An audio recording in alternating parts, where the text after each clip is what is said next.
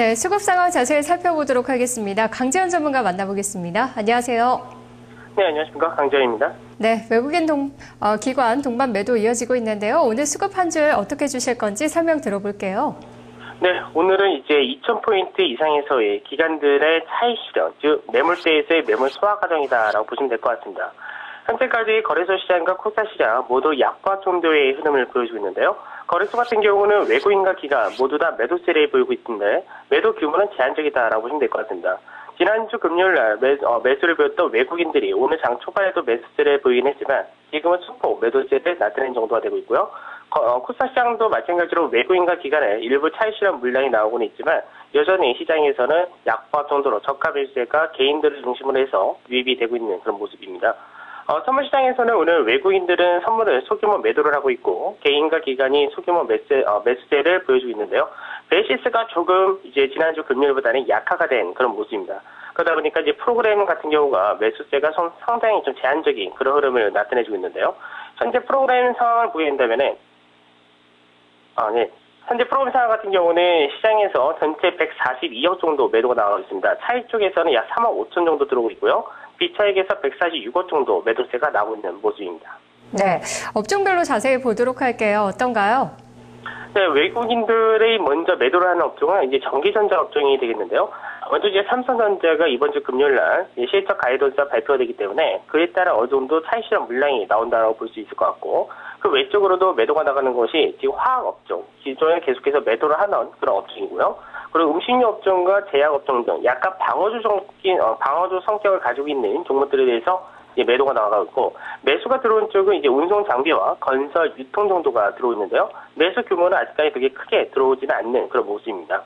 기관 투자 같은 경우도 역시 매수가 들어온 것은 화학 업종과 전기전자, 유통 업종, 그리고 전기가스 건설 정도 되는데 매수 규모는 역시 좀 제한적인 그런 모습을 나타내고 있고요. 매도를 하는 것은 운송 장비, 그리고 철강, 보험에 대해서도 역시 매도세가 나오고 있는 그런 모습입니다. 네. 업종별로 좀 엇갈리는 쪽을 보니까 특히 이 운송 장비 쪽을 어떻게 해석하는 게 좋을지도 궁금하고요. 북한발 리스크가 계속 남아있는 가운데 원달러 환율은 또 오늘 오르고 있거든요. 이 부분은 어떻게 해석하고 계시는지 이야기 들어볼게요. 네, 먼저 이제 자동차 섹터 같은 경우, 이제 운송 장비 같은 경우는 그동안의 시장에서 계속해서 약세를 볼 때마다 매수세를 보였던 것이 기관 투자자인데요. 기관 투자자 같은 경우는 단기적으로 차익 실현에 좀 들어온다라고 보시면 될 것 같고, 그 반면에 외국인 같은 경우는 자동차 섹터에 대해서는 매수가 들어온다라고 보시면 될 것 같습니다.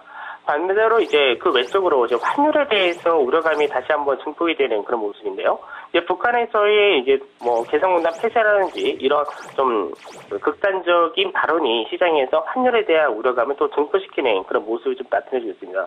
그러다 보니까 원달러 환율이 지금 1,116원과 1,117원 중요 가격대에서는 추가 상승을 알고 이 구간에서 멈칫멈칫하고 있는데 중요한 건 이제 원달러 환율이 지금의 1,116원과 1,117원 사이에서 꺾이는 흐름이 나온다면 기술적인 흐름으로 쌍봉이 나올 수 있기 때문에 이렇게 될 경우는 오히려 외국인들의 매수가 유입될 가능성도 높다. 이렇게 보시면 될 것 같습니다. 네, 알겠습니다.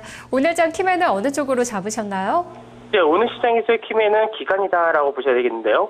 기관 투자 같은 경우는 앞서 펀더멘탈적인 저평가 메리트 그리고 시장에서의 국내 증시의 가격적인 메리트 대형주 섹터에서의 이런 모멘텀을 가지고 저가 매수가 지속적으로 유입이 했었죠.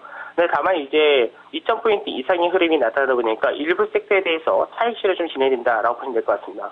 특히 시장에서 그동안에 2,000포인트 미만에서 적극적인 매수세를 보여줬었던 투신과 연기금이 어느 정도 차익 실현이 나타나는 모습이 나타나고 있고요.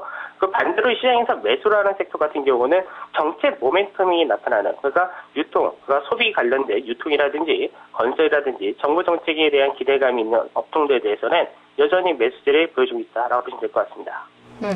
알겠습니다. 기관을 키매로 잡아오셨는데 그래도 2,000선 부근에서 물량은 좀 출회가 되고 있지만 생각보다 많지 않다는 점, 그리고 외국인 바로 또 돌아오겠지라는 생각까지는 안 했지만 매도로 다시 하루 만에 돌아섰지만 매도 물량도 크지 않다는 점, 그 점을 좀 눈여겨봐야 될 것 같습니다. 오늘 수급 관심주는 어떤 종목인가요?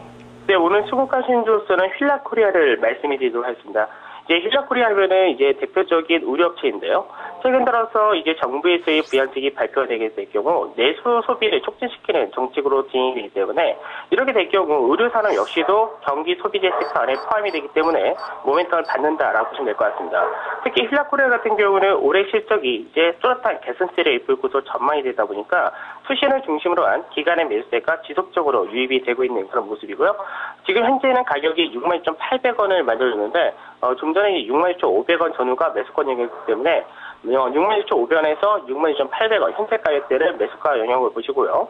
단기적으로는 71,000원이 이제 한번 걸리는 저항대이기 때문에 71,000원 정도에서 단기 목표를 보시되 이 가격을 돌파할 경우는 추가 상승도 가능하다라고 말씀드리도록 하겠습니다. 손절가 손전 짧게 64,500원을 제시해드리도록 하겠습니다. 네, 전문가님 말씀 고맙습니다. 네, 감사합니다. 네, 힐라코리아 어느새 많이 올라왔습니다. 기관의 매수세가 꾸준한 가운데 최근에는 외국인의 매수세까지 더해지고 있는 종목인데요. 매수가 66,500원, 목표가 71,000원, 손절가는 64,500원을 제시했습니다. 수급 나우였습니다.